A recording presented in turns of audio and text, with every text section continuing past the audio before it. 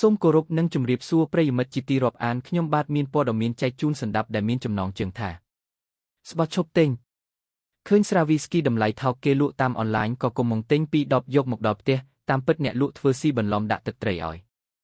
មានករណីដ៏គួរឲ្យអស់សំណើចលីលំនឹងការហួសចិត្តមួយនៅប្រទេសថៃដែលបុរសម្នាក់បានកុំមកទិញស្រាវីស្គីចំនួន210តាមអនឡាញតែចុងក្រោយត្រូវអ្នកលក់ធ្វើស៊ីបន្លំដាក់ទឹកត្រីឲ្យ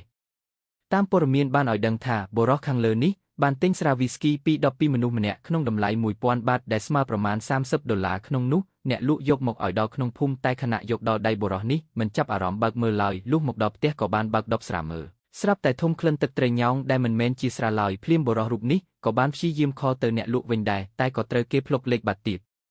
យ៉ាងណាមិញបុរសខាងលើបានយករឿងនេះមកចែកចាយនៅតាមបណ្ដាញសង្គមដើម្បីចង់ឲ្យមហាជនមានការប្រុងប្រយ័ត្នកុំឲ្យប្រទះករណីដូចលោកក្នុងនោះមានមហាជនខ្លះក៏បានចូលរួមសោកស្ដាយរីឯអ្នកខ្លះទៀតក៏ទប់សំណើចមិនបានឡើយព្រោះមិននឹកស្មានថាករណីបោកប្រាស់ក៏អាចកើតឡើងបានក្នុងរូបភាពបែបនេះ